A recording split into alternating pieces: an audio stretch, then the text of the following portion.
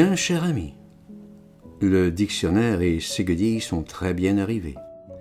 J'attends la suite et Pantin et le monde. Tout semble très bien à présent parvenir. Ne vous tracassez point autant.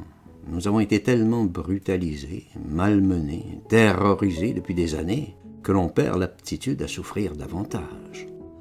L'on est déjà parmi les morts, et il ne reste plus qu'un petit saut à faire, quoi qu'il arrive. Vous faites déjà merveilleusement beaucoup pour moi.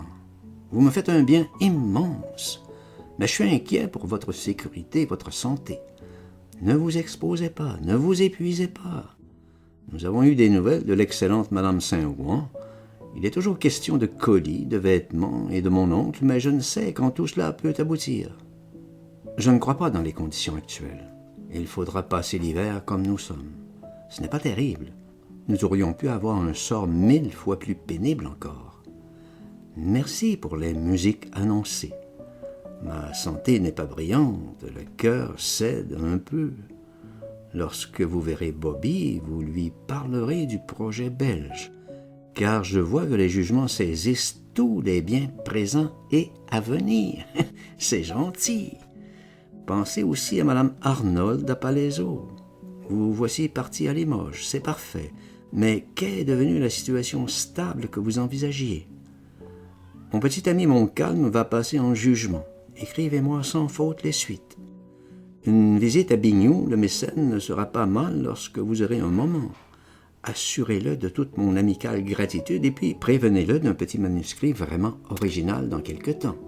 Le ballet Foudre et Flèche. La nuit tombe ici de bonne heure. On a le temps de réfléchir à toutes les bêtises et les bourdes du passé. Quel glane! Je lis le Times tous les jours. Je vois que l'on s'achemine vers la vraie der des der, en 2 ans ou 10 ans. Il n'y aurait plus qu'un seul propriétaire, un seul grand bagne terrestre. On rigolera bien. Pensez à la Revue des Deux Mondes et au Figaro littéraire. Que sont devenus nos grands romanciers chéris du public? Monterland, Giono, Bordeaux, etc. En prison, en pénitence, et Maître Sérouille, et l'histoire de Clichy. Bien affectueusement, cher ami, D.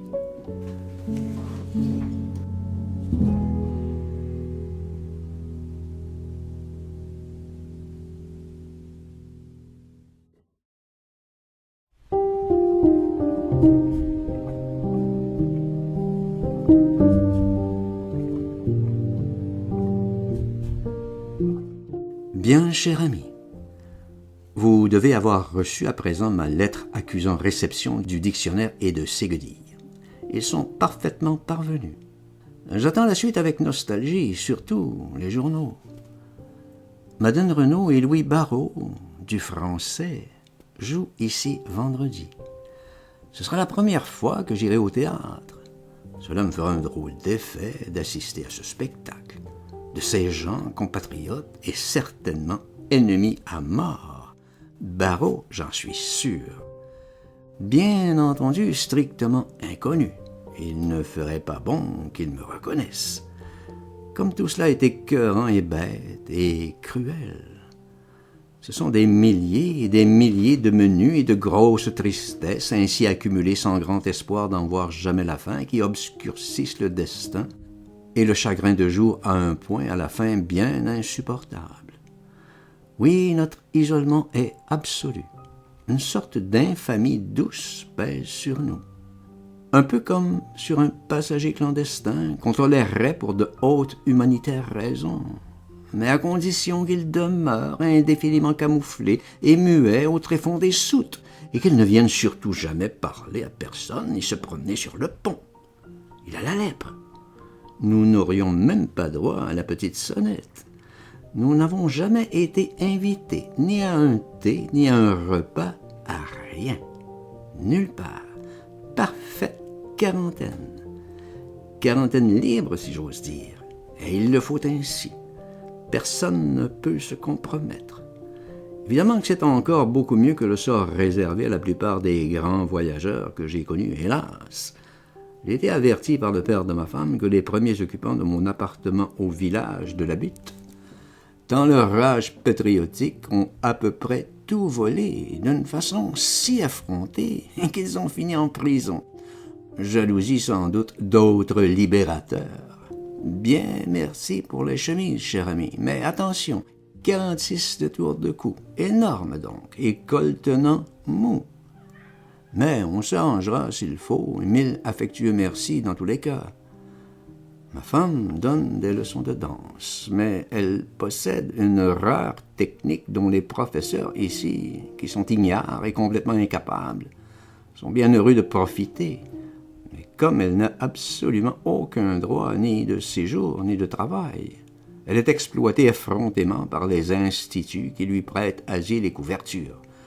Elle ne touche qu'à peine le quart du prix des leçons. Et encore, avec quel chichi et quelle reconnaissance encore de notre part. Moi, il n'est pas question que je tente le moindre travail fructueux, ni médical, ni autre. Quelle différence avec la France ou n'importe quel polichinelle pourvu qu'il vienne de loin et qu'il parle fort, est adulé, respecté, régalé. On n'en finirait pas de jérémiader. N'oubliez pas Arnold et Serrouille, lorsque vous le pourrez, évidemment.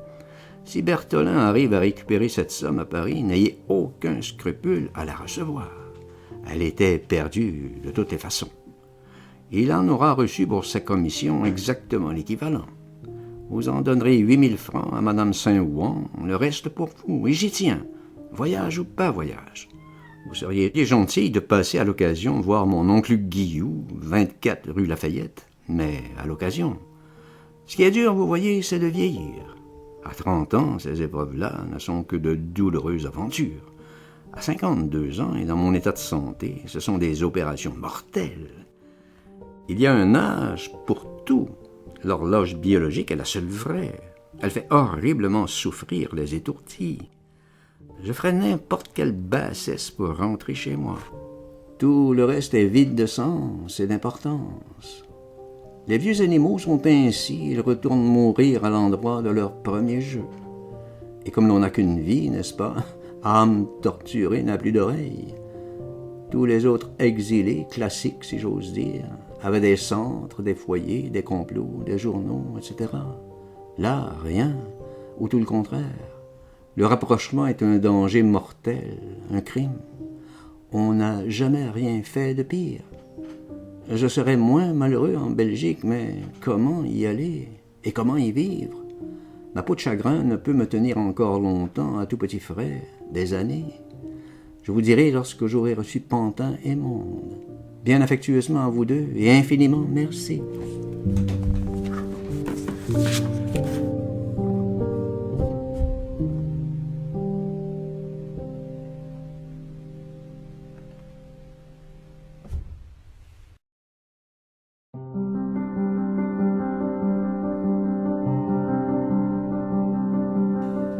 Bien cher ami, figurez-vous qu'il m'est advenu un pépin auquel il fallait s'attendre.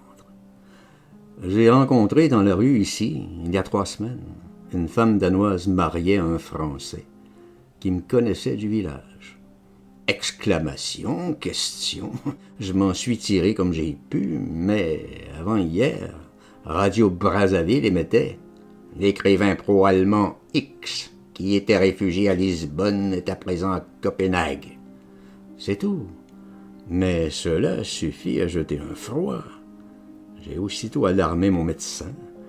Il me dit de ne pas me frapper et d'attendre les résultats de cet avatar sans gravité, selon lui. Nous verrons. J'ai écrit une longue lettre à mon ami, le docteur Gentil, de Nogent-sur-Marne. Essayez de lui téléphoner. Il m'a donné des nouvelles très intéressantes sur la France et l'atmosphère des provinces savoyardes. Il vous en parlera si vous le voyez.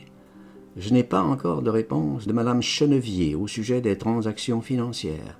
J'attends. Je voudrais bien que vous me fassiez taper 2 scandales et que vous me les envoyiez en 2 plis différents. Je vais m'en servir dans le texte de bataille. Vous devez avoir la dernière version ultra corrigée. Dieu, que je voudrais vous envoyer un peu d'argent. J'ai honte de vous demander tous ces services. Si vous passez 24 rue Lafayette, n'oubliez pas de passer chez mon oncle et tante, Imperlux, ils sont prévenus. La question vêture est ici assez grave. Bien entendu, nous n'avons point de ticket textile et pour tout dire, je possède une chemise et pas deux, pas de perte déçue, du tout. J'avais tout un stock de tout ceci à Paris. Mais comment envoyer de France? Est-ce permis? Ce Gontran, 24 rue de la Douane, vous le dira si vous lui téléphonez. Toutes nos affaires ont été brûlées en cours de bombardement. Le procès Laval donne une impression d'Allali bien odieux. L'homme n'était pas sympathique, mais il fut ignoblement calomnié. Je l'ai bien connu, forcément je l'ai soigné. Je ne l'aimais pas, mais je dois reconnaître qu'il était très pacifiste et très patriote. À part cela, il était insupportable, une vanité jamais assouvie, toujours inquiète de bico, ridiculement astucieux. Je crois qu'il a fait sincèrement tout ce qu'il a pu pour éviter le pire. Et puis avare au surplus à une cigarette, ce qui lui donne bien du mérite d'avoir tout risqué pour une effroyable gloriole. Le diable est partout. Au total, c'est tout de même un martyr.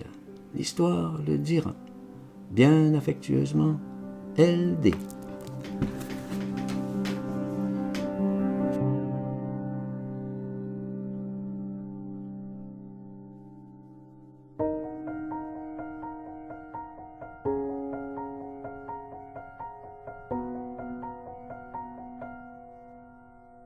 Cher ami, enfin vous savez que j'ai reçu Dictionnaire et Ségudille et Virginie. Votre lettre de ce matin me l'apprend. Vous avez raison pour les visites. Il est difficile de se rendre compte à distance, ici loin, de tout renseignement de climat et de tendance. Faites à votre goût.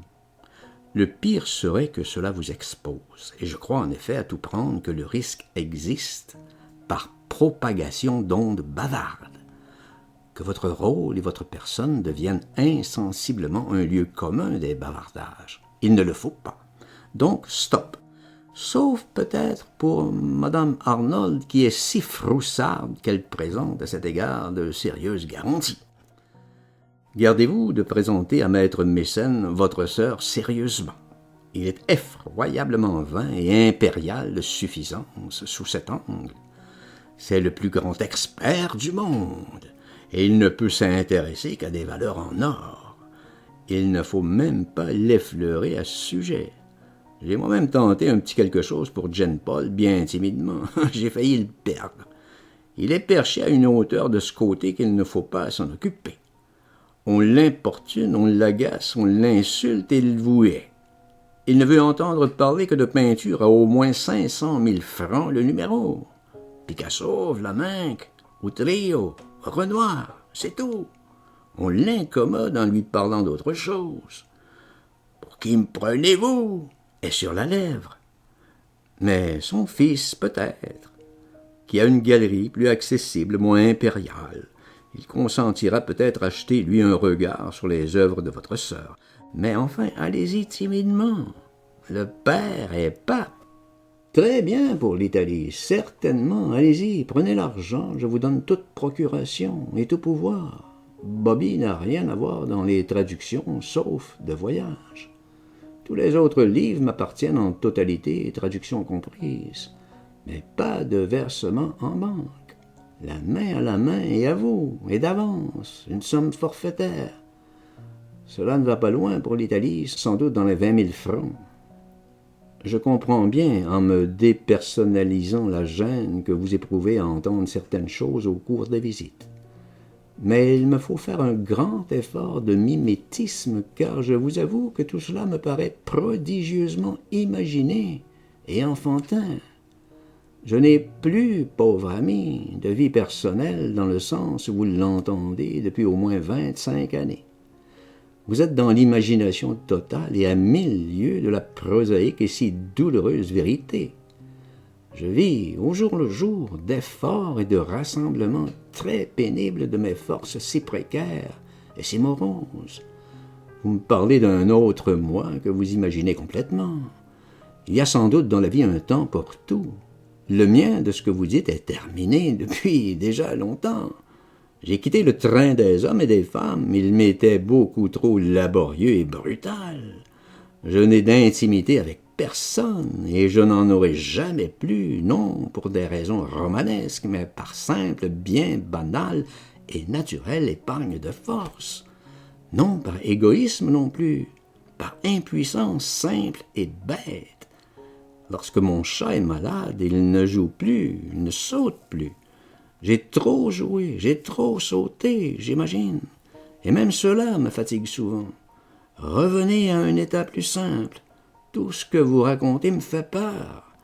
Vous semblez tenir absolument à ce que je me promène dans une jungle pleine d'animaux furieux et sentimentaux. La vie toute crue n'est-elle pas assez monstrueuse? Y ajouter encore je ne sais quelle jalousie, inhibition, sexologie, je ne sais quoi. Vous compliquez les choses, Marie. Vous êtes vicieuse. En d'autres temps, au temps cascade, je vous aurais fait rouler dans les pires sacs d'anapalerie, vous en seriez sortie toute simplifiée, déjalousée, guérie, et non moins charmante et merveilleusement intelligente et sensible comme vous l'êtes. Hélas, les neiges sont aussi venues tomber, et tant de neige. Cet après-midi, au théâtre, Madeleine Renaud et Barrault, grande matinée française de propagande, la première fois depuis juin 44 que j'allais au théâtre, et ici, un acte d'Hamlet, pas très bon, et des poèmes.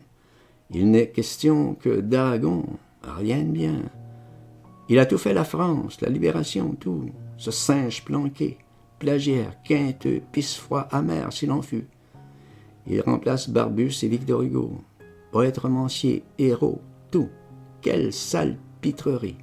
Ce Barrault me hait solidement, cela se sent. Je n'ai pas approché. Les poèmes étaient surtout de haine, toujours Aragon et Éluard. Quelle indigence, quelle épilepsie. Tout cela manque de cœur et de souffle et de force à un point honteux. L'assistance était rare. Oiseaux maigres et rares, mais qui viennent de France. Alors... Sacré Bobby, il a été babaché au village, et avec Paul, la plus mauvaise langue du village, qu'il se méfie, il ferait battre des montagnes. Sa jalousie plus l'ivrognerie. Gentil m'écrit une bien longue et gentille lettre. Il fait de beaux projets d'avenir. Hélas, quel avenir! Surtout où nous sommes. Prison, poteau, bombe atomique, misère, froid, haine et méfiance partout. Quel tableau brueghelien!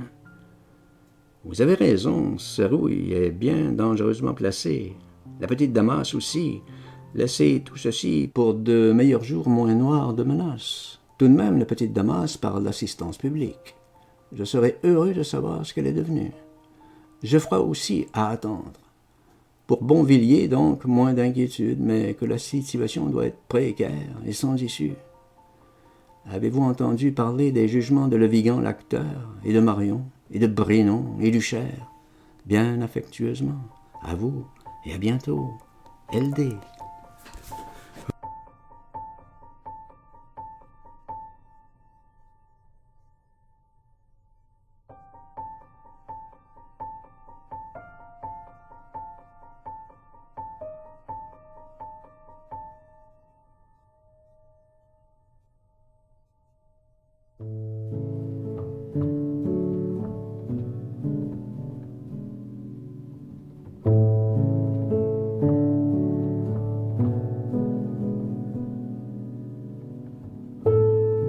Bien cher ami, vos lettres me parviennent à présent parfaitement, mais supprimées coursial.